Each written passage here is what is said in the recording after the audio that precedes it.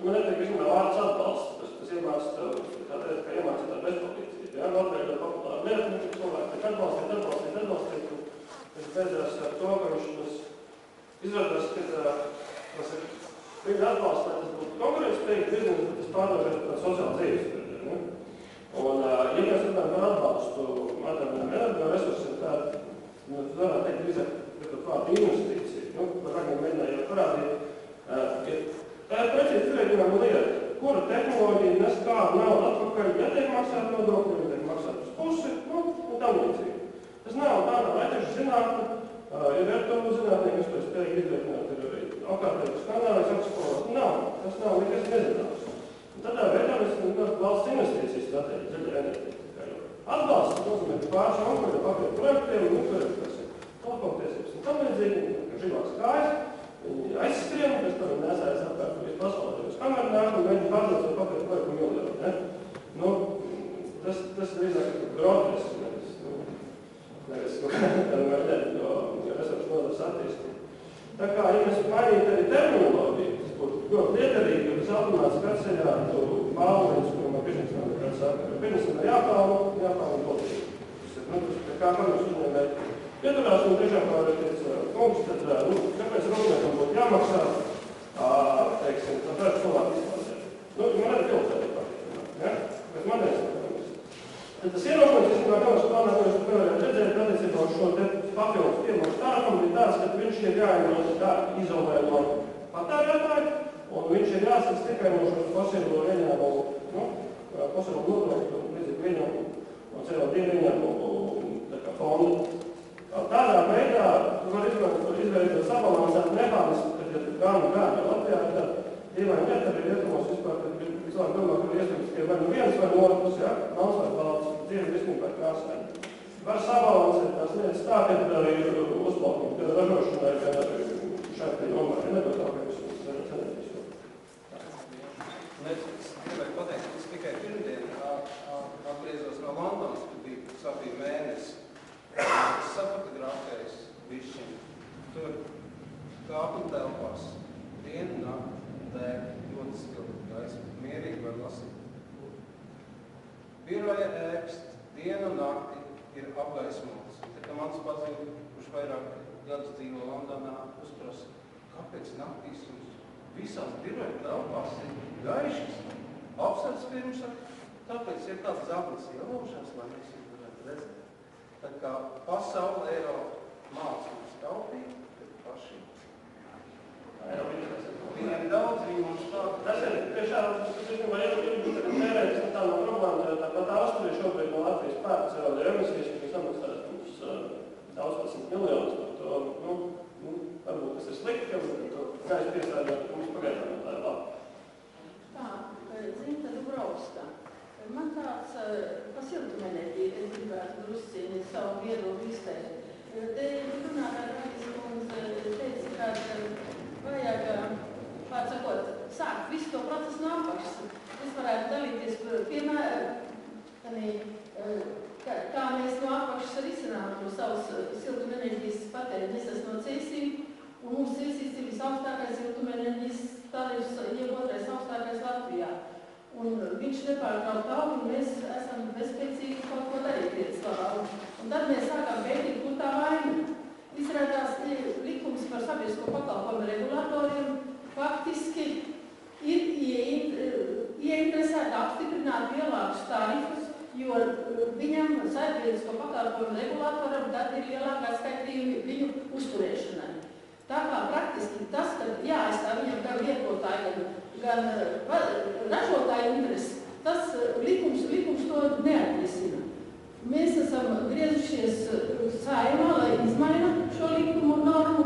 Atbildi atnāca, ka jā, tā vajadzētu darīt, bet tad faktiski likumā izmaiņas netika pieņemtas, tad vārdsakot viss palika tāpat kā vajadzētu. Tad, ko mēs varētu darīt? Es vārdsakot nezinu. Faktiski siltuma ražotājs iegulda miljonus, palielina tarifus, ar rezultāts nav, tarifs tik augu nav.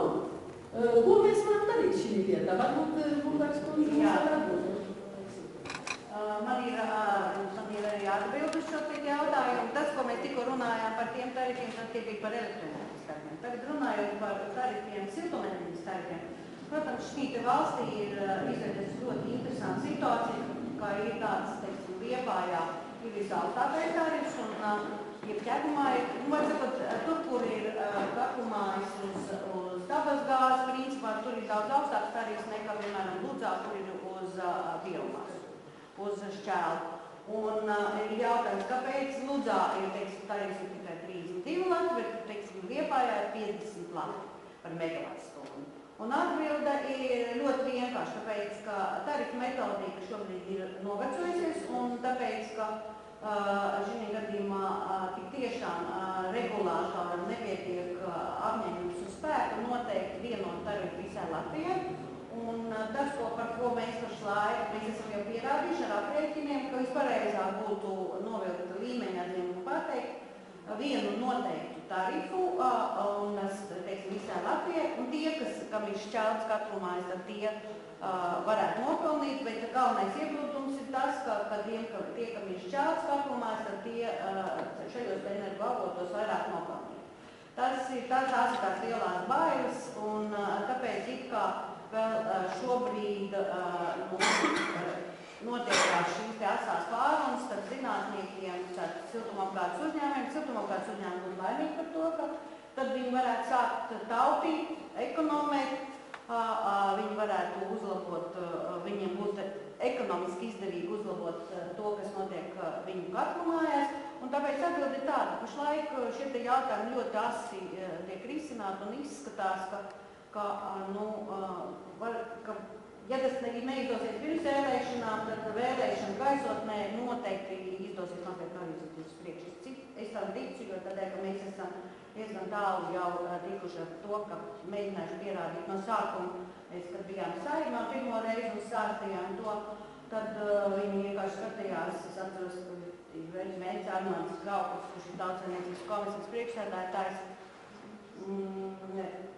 viņš vienkārši smējās un teica, ka vispār kā var būt tādas domas ienāk prātā. Šobrīd visiem jau ausis ir kļuvušas dzirdīgas, un es ceru, ka kādu no partijām, kura, teiksim, uzsver šo te ideju, uz tās varētu arī iejāt Saeimā, un tas būtu tikai ļoti liels ieguldījums, un tieši ieguldījums uz enerģijas taupīšanu un uz dabasgāzes patēriņa samazināšanu Latvijā.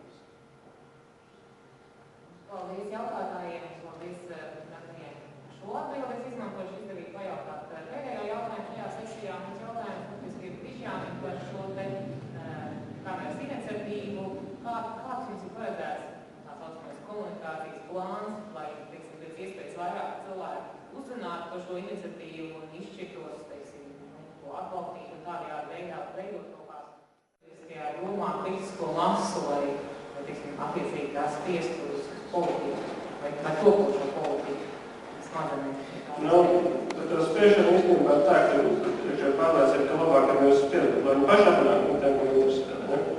Jo tad viņš ir ieinteresēts, mēs to viņus uzmācīs. Lai viņš to uzrunāt, protams, ir komunikācijas plāns un pa lielām tā visa arī, gan energo taupības un enerģētikas sadaļas, gan arī vispārējo uzņēmēju plāna sadaļa komunikācijas sāks gadamajā pirmdienā, preses konferences, pēc tam jau pa lielām lielākā daļa no tā, ko dara kamera, un būs saistīta ar šo plānu punktiem šeit dažādās jomās. Tas nozīmē arī komunikācija ar ministrijām, nevalstiskām organizācijām, ar mūsu biedriem. Paralēli iespējams, ka tās būs arī šādas tādas tiešām publiskās komunikācijas izpausmes, jo šobrīd arī kā reizi ļoti tuvu līdz galam izstrādāt kameras komunikācijas strateģiju kā tādu. Plāns ir ļoti tā integrēta sastāvdaļa. Ja mēs reiz ejam kaut kur, tad mēs runājam ar cilvēkiem par to, kas tur ir, jo tā ir taisnība, ka reiz 100 nestāstīs, ka pārmaiņas nepanāks cilvēkiem, jāuztur šī saruna. Ja īstenībā maziem uzņēmējiem, pašvaldībām un lieliem uzņēmējiem, vienkāršiem cilvēkiem, skolētiem, studentiem,